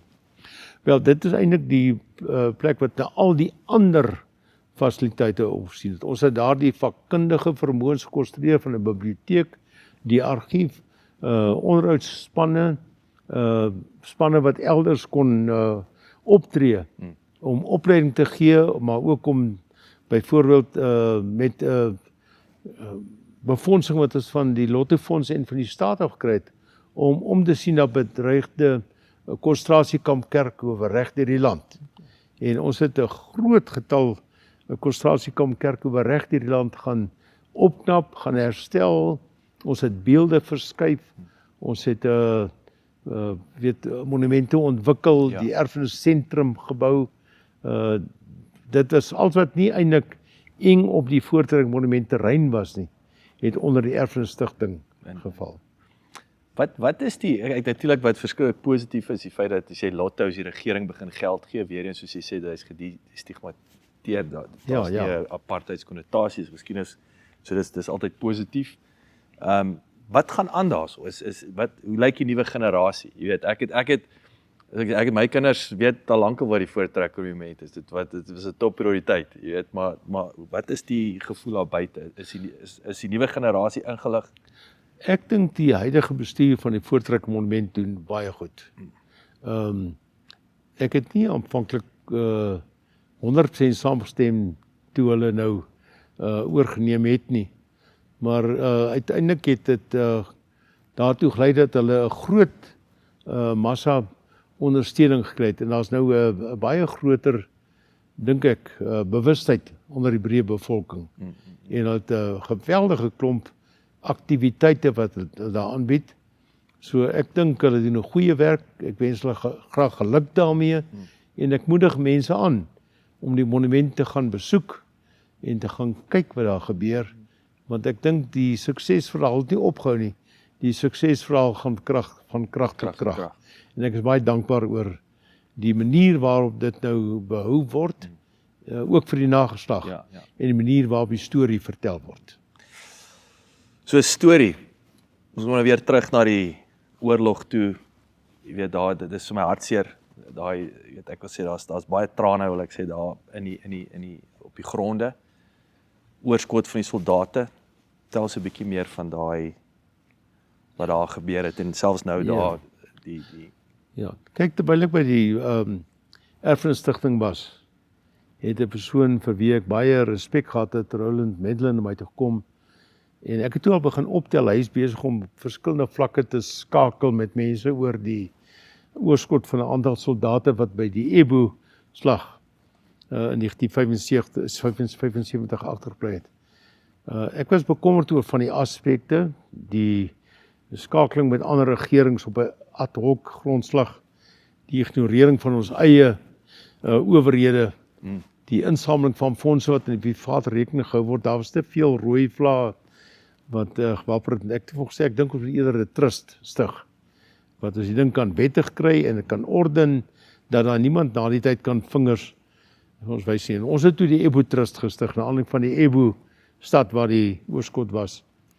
En toe het ons nou begin met skakeling, baie frustrasie gehad, want niemand het ons saak eintlik ernstig opgeneem en wou nie, maar mettertyd het ons die skanse afgebreek en uiteindelik goedkeuring gekry om te gaan soek na die grafte. Nou, ons het toe die grafte gekry daar by Ebo, maar tydens die eerste opgrawingssessie dinge ook heeltemal verkeerd geloop.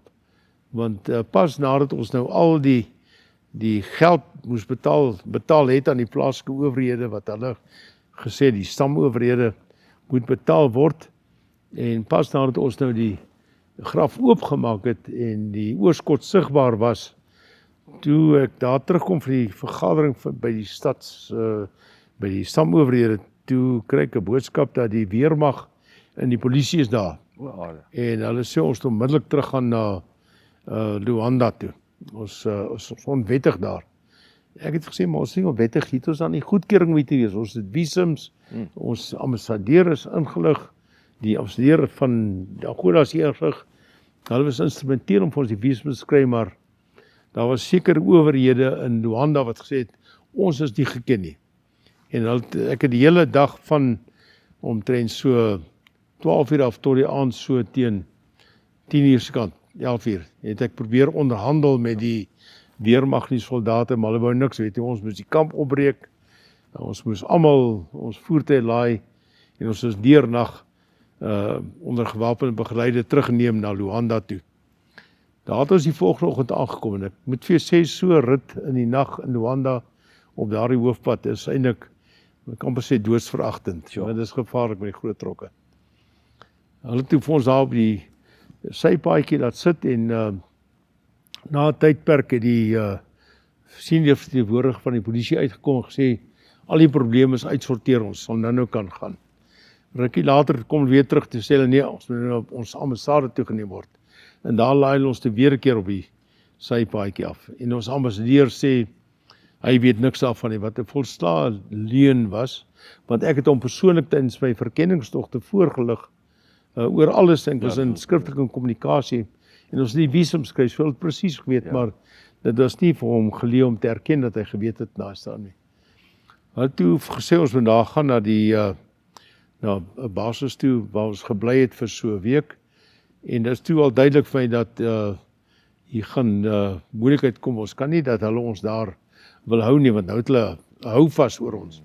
En ons het toe die Vrydag in plaas, die Saterdag in plaas van die Sondag, het ons toe teruggekom na Suid-Afrika toe. Hoe is hier om in rede te val? Hoekom is dit so 'n big deal? Vir die ouens? Is dit verveeld? Nee, dit was maar 'n manier, die kultuur van die mense. Daar was 'n groepie mense in Luanda, amptenare, wat sê, hulle is nie geken in die saak nie. En hulle is die mense wat die goedkeuring moet gee. So dis maar, is net 'n mags... Dit is uit en uit net 'n bureaukrasie. Ek sien. En ons is toe terug na Suid-Afrika toe. Hier het ons vir al die mense wat betrokke was, baie traumaties. Jy kan self dink om nou hierdie... Hoeveel grafte? Ja, daar was 2 grafte, en in een graf is daar 3 van ons lede, wat ons, wie se oorskot ons gekry het, wat ons toe weer moes toegooi, en toe moes ons nou weggaan. Die 4de een kon ons nie kry nie. Maar ons is skaars 'n week hier in Suid-Afrika, toe kry ek 'n boodskap. Ons moet onmiddellik terugkom en klaarmaak waarmee ons begin het. Nee, maar. Toe is ons nou weer terug. Toe moes ons nou weer afgaan, hierdie keer met 'n afvaardiging van daardie amptenare wat nou nie geken was nie. Ek dink hulle was 'n totaal van 17 of 19 van hulle wat toe saamgaan. En hulle bly lekker in hotelle, en ons is nou weer in akkommodasie wat ons nou weer moet daar stel. Met plaaslike versorging wat ons het aanvanklik uit Namibië uit ook moes laat kom het om vir ons kos te maak. Maar met groot vrugtelose uitgawes, maar hierdie keer kon ons toe die oorskot kry. Ons kon dit toe terug vervoer na Luanda toe, en toe ons nou daar dit op die vliegtuig wil sit, toe is daar nog 'n ronde bureaukrasie wat ons uiteindelik nog geld hier moet betaal, want elke persoon met goedkeuring kan eers weer geld betaal. Ons het al reeds in die vliegtuig gesit en wag om na Suid-Afrika te vertrek. Toe iemand aan boord kom vir my wys, dis reg, die oorskot is nou ook aan boord. Maar jy weet, dit was net 'n absolute sielkundige oorlogvoering in daardie stadium. In elk geval, ons kon toe die 3 van die 4 se liggame kon ons toe terugbring. Die 4de een kon ons nooit kry nie. Ons het 'n groot gebied, het ons letterlik afgeskil met die Angolese ondersteuning toe met grondverskuivingsapparaat. Ons kon nêrens die graf kry waar ons het. My vermoede is dat daardie graf was uiteindelik geleë onder 'n verharde pad. Maar ons kon die verharde pad nie nou lig om daar te gaan graf soek nie. Ons het 'n groot area toe laag vir laag afgeneem, ons kon nergens die graf kry nie. Maar by die graf van die persone wat in die vliegtuig was wat afgeskiet, die 2 vlieëniers en kaptein Dani Taljaard. Ons kon hulle oorskot toe kry en ons kon dit toe terugbring na Suid-Afrika toe en hulle oorskot is uiteindelik geplaas in Nisse in die muur van herinnering by die voortrek. Want die interessante verhaal wat een van die gevalle betref, een van die manne wat Swiss oorskot terugkom, sy pa is oorlede van hartseer oor sy seun wat agterbly het. En uiteindelik het hulle my kom vra, maar kan die pa se as nie ook geplaas word in die seun se nis nie? En ek sê ja. Op my verantwoordelikheid sê ek ja. En uiteindelik het ons dit ook met die ma se as gedoen. So hulle is daar verenig in die as. Dit is absolute uitsondering, maar ek het gedink dit was 'n mooi gebaar van ons kant af om hulle nadoods dan by mekaar te probeer uitbring. So dit was 'n moeilike projek, was 'n moeite werd projek dat die verbeelding aangegryp, maar die projek gaan voort. Ons was daarna ook in Kenia, op Berg Kenia, ook op die Aberdare gebergtes waar daar 2 van die Suid-Afrikaanse die RAF vliegtuie geval het, maar met Suid-Afrikaanse bemannings. Op Berg Kenia het ons die ongelukstoneel gekry. Ons kon nie meer die menslike oorskot kry nie, terwyl jare van tevore toe die vliegtuig vir die eerste keer ontdek is, was daar nog tekens van menslike oorskot, nou kon ons niks kry nie. En daarom kon ons nou in daardie geval sê dat die persone, die 4 persone wat in die vliegtuig was, se graf is gevind. En ons kon toe vir hulle grafte inruim by die Nanyuki militêre begrafplaas. En hulle name kon verwyder word van die monument wat gesê het hulle is soldate met geen bekende graf nie, want hulle graf is gevind. Op die Aberdare gebergtes kon ons die vliegtuig nie finaal identifiseer nie. So in hulle geval kon ons die bemanning van daardie vliegtuig se name nie van die monument af verwyder nie. Hulle die algemene terrein daar is hulle terrein, maar ons kan nie sê ons het ooit enige tekens van hulle oorskot gekry nie.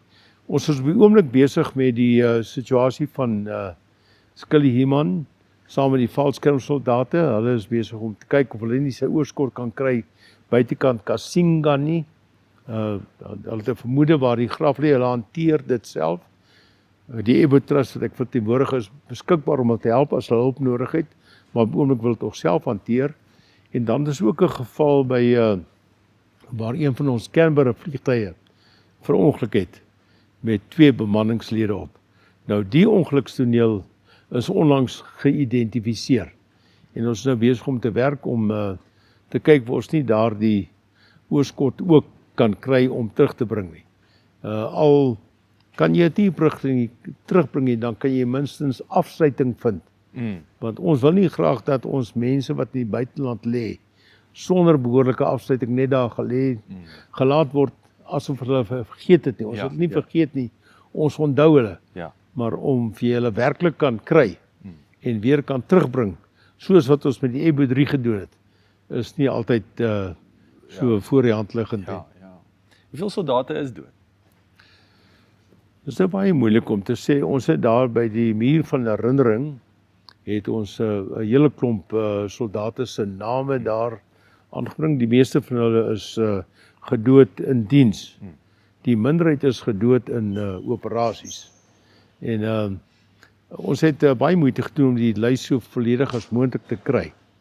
Maar die getalle is 'n bietjie misleidend, want baie is gedood tydens motorongelukke, tydens dienspligopleiding en so meer.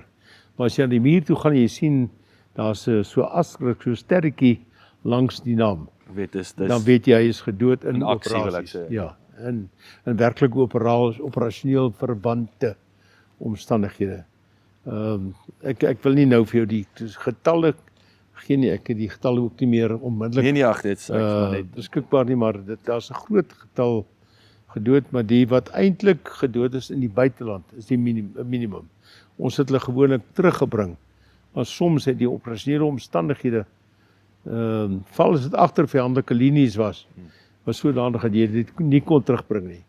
En dan het die behoefte bly bestaan, ons moet teruggaan en ons moet hulle gaan haal. Is dit normaal? Is interessant, ek onthou, ek het eendag, ek het 'n boek gelees, Freakonomics, is ekonomie en verbruikersielkunde. Ja. Toe praat hulle juis in een hoofstuk van die, kom sê nou Amerika, wat die lande in rep en roer is as dit oorlogtyd is. En toe wys hulle dat daar gaan meer soldate in Amerika elke jaar dood tydens oefening, soos 2.500. Ja. En niemand praat daaroor nie. Dus daar gaan meer dood Ja. op Amerikaans as in 'n oorlogssituasie. Is dit, nou kom ons terug na daai waardeketting toe. Hierdie hele masjien agter oorlogvoering. Is dit normaal? Kyk, 'n mens moet net eers sê, dat as jy praat van oorlogsverliese, dan moet jy nie net praat van die wat gedood is nie. Dis Maar ook met die wat gewond is en die wat met bepaalde gestremdhede terugkom, het sy fisies of psigies, en dis waar Koramus so 'n belangrike rol speel om te sorg vir soldate wat met beperkings terugkom het, met probleme terugkom het. So dit is nog 'n toevoeging tot die geval van die verliese. En jy moet ook dink in terme van die gesinne. Die agtergeblewenes, die naasbestanders wat daardeur geaffekteer is, jy weet. Maar ek dink as jy nou suiwer kyk na getalle, dan is die hoeveelheid persone wat gedood is tydens operasies is minimaal teenoor die wat gedood is in vredestydse operasies. Het sy deur opleiding of deur motorongelukke, militêre voertuigongelukke of privaat voertuigongelukke. Jy weet, byvoorbeeld 'n dienspligtige wat besig was met sy kampe of met sy opleiding, gaan kuier in die naweek by die huis en op pad soontoe sterf. En nou ontstaan die vraag, is hy gedood aan diens of is hy nie gedood aan diens nie? Jy kan die vraag verder voer. As hy nie militêre diens gedoen het nie, sou hy nie daar gewees het, sou hy nie gedood wees. En daarom was my algemene ingesteldheid om liewerste die oortoegeeflik te wees as dit kom by die definisie van gedood as gevolg van militêre diens, as wat jy probeer om eksklusief te sê, hy is nie gedood tydens operasies en daarom tel hy nie, want hy tel net soveel vir die mense wat vir wie hy wat vir hom lief was, jy weet. Maar dit is so. Daar is baie meer gedood tydens opleiding en tydens voertuigongelukke, het sy militêr of privaat. As wat daar in die operasionele gebied as gevolg van operasies oorlede is. Ek wil so half saamvat, generaal, wat en ek kom nou weer terug na nuwe generasie, toekoms en so aan. Ek wil sê, wat is daai, dis nou dalk 'n trick question, maar wat is 'n paar tips en tricks vir 'n jong generasie? Wat moet ouens vooruitkyk? Wat moet jy voor wakker wees? Wat is 'n paar wyshede? Wel, ek sou dink 'n mens moet baie bewus wees van jou omstandighede, jou omgewing. As jy nie weet in watter omgewing jy opereer nie, kan jy baie maklik die pot heeltemal mis het en heeltemal die verkeerde dinge nastreef. Dit help nie meer, ons probeer nou optree asof ons nog 'n voor 94 bedeling het nie, want die spelreëls het verander. En moet jy in die proses mee kyk na oorlewing, maar nie net oorlewing nie, na geleenthede wat jou in staat gaan stel om beter te lewe. En geleenthede kan op verskillende maniere kom. Vir party mense is geleenthede in oorseese blootstelling. Dan praat ek nie byvoorbeeld van Trump se tipe ding wat hy nou wil aanbied om mense daartoe trek om die Amerikaanse ekonomie te gaan help nie. Maar daar kan baie goeie geleenthede wees oorsee, maar dan kom jy nog weer terug en ploeg jy weer terug in Suid-Afrika. So geleenthede is nie beperk tot die eng situasie. Geleenthede kan totaal buite jou verwysingsraamwerk wees.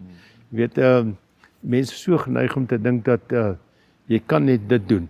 Maar as jy nou werklik gaan soek na geleenthede en jy kom by jou potensiaal en jy benut jou buigsaamheid en jy benut die voordeel wat ons steeds het. En ek dink nou spesifiek aan ons as die blanke bevolkingsgroep. Ons het nog sekere voordele uit ons blootstelling deur die jare. Dan moet ons dit nog steeds benut en dit laat geld. Om nou te sit en onsself jammer te kry en almal kwaadlik te neem vir wat om ons gebeur, gaan nie ons situasie bevorder nie. Ons moet werklik gaan soek vir geleenthede. Baie mense wat graag soldate wou geword het, was baie teleurgesteld omdat dit nie meer kan word in Suid-Afrika nie. In die ou bedeling was nie, maar hulle het groot geword met paas wat in die weermag was en dit was hulle hele lewensideaal om ook 'n soldaat te word. Van hulle het in die buiteland militêre opleiding gaan doen en gekwalifiseer en toe teruggekom en nou is hulle besig om op ander maniere terug te proek, maar hulle het uitvoering gegee, dat hulle lewensideaal daar gaan nastreef. Ek dink ons moet aanvaar dat dalk is die terreine waarop ons moet presteer anders as in die verlede. Ek kry baie die blankes in die weermag jammer, want daar is baie van hulle wat uitstekende mense was, leiers was, wat baie lank oor die hoof gesien is vir bevordering, wat baie lank in die ondergeskikte poste aangewend is, moes aanbly om hulle onmiddellike nuwe meerderes te help. En ek dink baie keer te red. En ek dink baie van hulle moes sekerlik baie gefrustreerd gewees het. Maar van hulle het neergekom en dit lewer nog steeds uitstekende werk. So ek dink ons het die voordeel dat ons het 'n bepaalde kulturele agtergrond, ons het 'n bepaalde geloofsagtergrond, ons het 'n bepaalde opleidingsagtergrond waarop ons te vermoë om dinge gedoen te kry, om te implementeer. En ek dink ons moet daarop terugval, dat ons steeds kan help om 'n groot bydrae te lewer om ons land op te bou. Soms moet jy besef dat jou bydrae is nie meer baie welkom nie. Iemand het my nou eendag genader en gevra, ek moet omroeper wees of 'n saamroeper wees van 'n werkgroep wat vir die weermag moet sê wat hulle moet doen om hulself te red. En nadat ek die situasie baie mooi oorweeg het ek besef dat dit is eintlik 'n onmoontlike missie, want dis nie hulle wat vir jou vra nie. Dis ander wat vir jou vra om vir hulle te gaan sê. So jou inset gaan nie welkom wees nie. Hulle gaan dit nie wil internaliseer nie. Hulle gaan dink jy probeer uit die graf uit regeer. Hulle gaan dit nie ter harte neem nie. Hulle gaan waarskynlik omdat jy dit sê, dit ignoreer en nie wil implementeer nie. En ek het net gedink dat dit dien geen doel nie. Mense sou graag bydrae wil lewer. En mense is jammer oor wat besig om te gebeur. My hart gaan uit na ons mense in die Demokratiese Republiek van die Kongo. Ek dink hulle is onder haglike omstandighede daar. Nie met die steun wat hulle moes gehad het nie. Nie met die steun wat hulle nou vereis nie. En ek kry hulle werklik jammer. En mense moet nie nou net sê omstandighede verander en al die soldate is swak nie. Dit is nie so nie. Daar's goeie mense. Daar's nog goeie leiers. Daar's 'n opkomende geslag wat deurkom. Ek dink daar's swak leiding van bo af. Ek dink daar's swak militêre en politieke leiding van bo af. Maar ons moenie dat dit en die gebrek aan politieke steun en logistieke steun ons soldate laat uitlewer aan situasies waar hulle nie moet wees nie. Ja. Vertel ons 'n bietjie van die boek. Graag. Ek was baie gelukkig om 'n baie diverse, baie intense, maar baie goeie militêre loopbaan te gehad het. Gevolg deur baie goeie blootstelling in die private sektor, veral die tydperk by die Monumente en die Erfenisstigting. In Suid-Afrika, maar ook in die buiteland en in baie lande. Soos ek gesê het, 68 lande. Baie mense het my altyd gesê, jy moet 'n boek skryf. Hulle sal graag die boek wil lees en ek het konsekwent sê nee, ek wil nie. Ek het altyd gevoel dat baie van my aanstellings was te sensitief. Ek wou nie die mense met wie ek in vertrouenssituasies saam gewerk het onder baie moeilike omstandighede ooit in die verleentheid stel nie. Ek dink daar's dinge wat jy praat nie in die huis uit nie, weet. Ja. En ek het daardie versoeke om boek te skryf, het ek baie lank weerstaan, maar so ongeveer 2 jaar gelede het een van my oud kollegas wat toe in daardie staan reeds 2 keer beroerte aanvalle gehad het en hy sê die hele tyd sy brein is vol gate geskiet. Sê hy het toe vir my sy eie aandenking, sy herinneringe, sy memoir gestuur en dit was so 47 bladsye, A4 bladsye. En 'n groot deel daarvan was gewy aan sy gesin, sy familienavorsing. En ek het toe net besef van as hy dit kan doen, dan het ek nie 'n verskoning nie. En dit het by die saadjie geplant om toe wel te begin. Dit aan die een kant. Die ander kant is ek het skielik begin besef dat ek moet nou by mense se begrafnisse moet ek nou huldeblyk gaan lewer. En telkens gebeur dat jy niks van die persoon se loopbaan of sy blootstelling kan kry nie. 'n kind wat nie is vir jou 'n CV van die pa kan gee nie. Wat nie vir jou kan sê waar die pa gedien nie. Wat was vir die pa werklik belangrik en toe het ek besef, maar hier is nou 'n nuwe geslag wat deurkom, wat nie weet wat ons deur was in hierdie tydperk van groot verantwoordelikheid, maar ook groot bevoorregting. En in 'n stadium het ek gedink, man, hoe sal ek te werk gaan om dit te doen? En toe het ek nou eers kyk na watter benadering mense kan volg, en mettertyd het dit ding gegroei. Jy weet, my benadering uiteindelik was om te kyk na my loopbaan en lewe kronologies, beginnende as 'n kind waar ek groot geword het en baie dinge wat ander gee het soos na wat ek uiteindelik geword het, goed en sleg. Maar jy weet, dit is die begin gewees. En dan my tydperk in die weermag, die rol wat kadette voortyd gespeel het, per tydperk, maar dit so te hanteer, ek dit kronologies hanteer, maar dit nog in die vorm van losstaande hoofstukke is. So dat 'n persoon enige hoofstuk eers kan lees en later kan gaan na iets anders wat hy wil lees. En tot dusver is die boek baie goed ontvang. Ons eerste druk was 200 boeke, dis binne 'n week uitverkoop.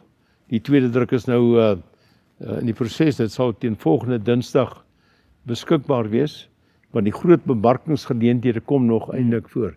En die kommentaar wat ek tot dusver kry is baie positief. Ek is baie dankbaar daaroor. My uitgangspunt was om te probeer om te vertel soos ek dit beleef het. Nie selfverheerliking, glad nie. Maar wat het jy beleef? Saam wie het jy gewerk? Wat was die invloed van daardie mense en die omstandighede op jou en omgekeerd?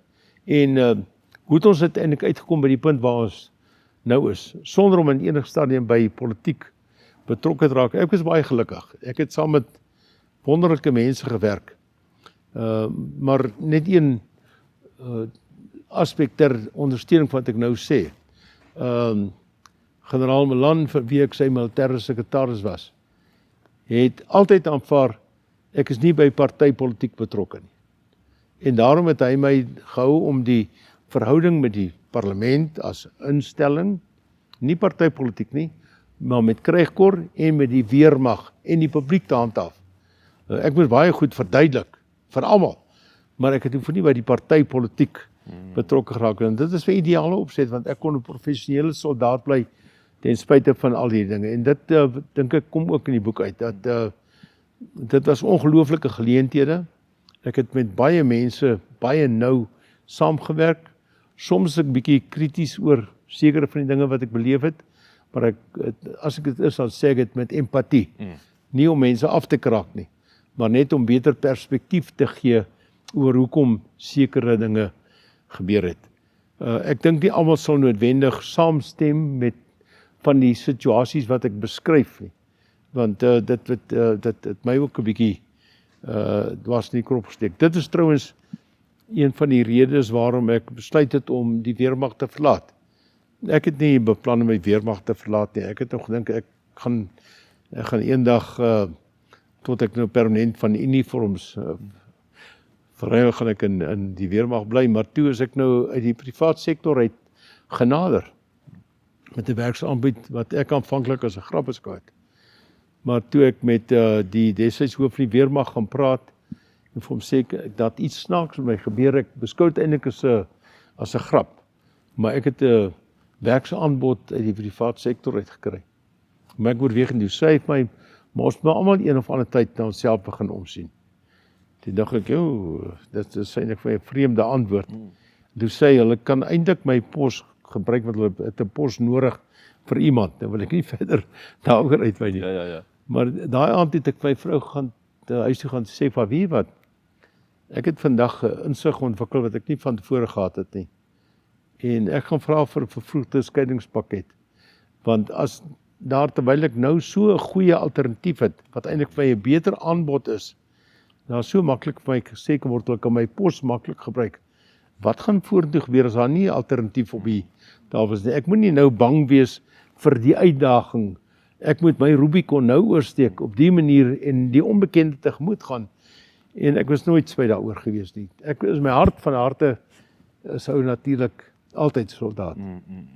Maar dit het vir my in die tydperk by die sekuriteitsmaatskappy die geleentheid gegee om te sien wat wil ek nie doen nie en hoe sekere dinge in die privaat sektor gedoen moet word. Daar's sekere aspekte wat net vir my vreemd was. Maar ek het baie geleer van die oorgang van openbare sektor na privaat sektor toe. En toe die geleentheid nou kom by die monument, was dit werklik vir my gevoel of alles wat ek in my loopbaan en my lewe beleef het, op een of ander manier bygedra het om vir my te bekwam vir die taak wat by die Voortrekker Monument vir my gewag het. En dit was wonderlike jare, ek het saam met wonderlike mense daar gewerk. Ek moet vir julle sê, daar was 'n span vakkundiges, vir wie ek my hoed afhaal. Mense wat regtig absoluut alles veil vir die taak gehad het. Daar was 'n groepie militêre manne wat ek saam met my uit die weermag uit gewerf het. Wat hulle het net geweet van een ding, en dit is absoluut voluit werk, dag en nag. Van hulle leef nie meer nie, 1 of 2 lewe nog. Maar jy weet, as 'n span, hier tussen hierdie vakkundiges, hierdie militêre komponent wat gekom het, en dan die burgerlike onderstruktuur, het ons net 'n wonderlike span gevorm, en daarom was dit eintlik by die monument lekker om werklik 'n verskil te maak in volksverband, maar 'n nasionale verband en 'n erfenisverband. Ja. En daarom was ek nooit spyt dat ek by die monument was en vir die geleenthede wat daar in die proses vir ons ontsluit is nie. En dit begin met die grap van hier's vir jou 'n job. Ja, dit het 'n baie interessante manier aanloop gehad. Ja. Kyk, ek was die Vrydag gaan valskerm spring by Palaborwa. En toe ek daar aankom, toe kom hulle my toe sê hulle vir my, generaal, korporaal so se vrou, sy skoonpa gaan môre buiteland toe, en nou mate hulle nou al hoe meer en meer hier is, dat hulle besef, dis sou eintlik sleg wees as hy nie daar kan wees om sy vrou te ondersteun as haar pa nou betrek. So ek sê, goed man, ek aanvaar dat ons dan nou nie dalk vroeër moet teruggaan, en ek sal dit nie teenstaan nie, maar ek het nou ver gekom om valskerm te spring, dan wil ek vanmiddag spring, toe sê hulle maar, ons kan 'n paar spronge die middag inpas. En ek het tussen 2 en 5 die middag het ek 5 spronge gedoen. En anders kon genoeg gewees. En ek het voor die tyd vir die mense gesê, ek gaan die naweek valskerm spring, ek kan nie by Loftes uitkom nie. Maar dit was my tweede voorwaarde, ek wil net eers 'n oproep maak, of my kantoor sê, kryf my 'n plek by 'n loosie, by Loftes, want ek wil nou nie by die huis gaan sit en nie by Loftes wees nie. En toe ek nou die middag by Loftes kom, toe kon ek nie eens op pad soen, toe kon ek hoor waar ek gaan sit. En toe ek daar kom, toe die eggenote van die eienaar, mede-eienaar van die sekuriteitsmaatskappy, het onmiddellik kom sit en sy sê, sy het oor die saak gebid en die Here het gesê, sy moet my werf om by hulle te kom werk. So. En ek het dit nie in gedagte gehad nie. Nie in die minste nie.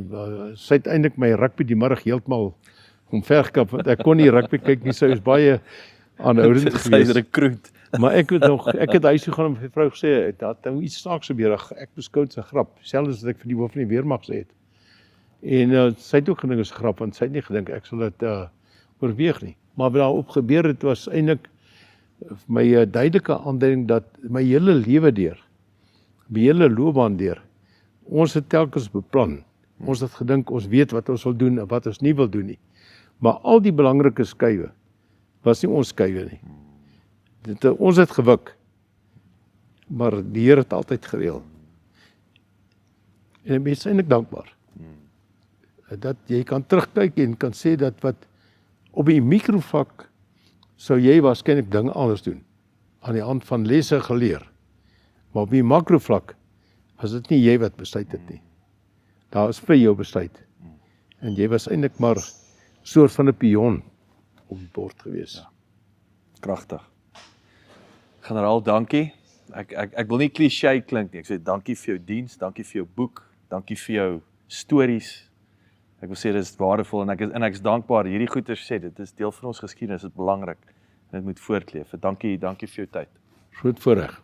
En ek wil sê as daar van die luisteraars wat van die boek wil koop, die volgende druk kom volgende week uit en hulle is welkom via julle met my te skakel of ons sal sommer ook in die ons sal kyk in die show links sal ons sit daar net vir ons 'n webwerf link dat ons ouens kan of 'n e-posadres as hulle wil. Ek moet sê een van die dames wat saam met my in matriek was, het nou die dag die boek bestel en sy was die eerste een wat gereageer het. En sy het gesê, sy wil net sê baie dankie, wat sy veral gehou is van die empatieke styl. Dis nie selfverheerlikend nie, dit gaan nie om te sê hoe goed jy is nie, maar die verduideliking van wat gebeur het, en dit is onderhoudend, dis kronologies, maar dit is sodanig, jy kan dit later lees en teruglees en so aan, en sy kon die boek nie neersit nie. So, as dit nou nie advertensie is, Ek weet wil nie net wat sê, is kyk, nie. nee. Dit goed. Wat dankie weer eens. Baie dankie vir jou, ek waardeer dit, en ek moet sê, dit was my 'n groot voorreg om van jou te leer wat jy gedoen het, en hoe jy ook jou talente elders gaan ontwikkel en benut het, en teruggekom het na ons land toe om dit hier te kom toepas. Dit is my ook 'n rolmodel wat hier saam met my sit. Baie dankie daarvoor. Dankie generaal. Nee, dankie. Dis 'n voorreg, dankie. Baie dankie.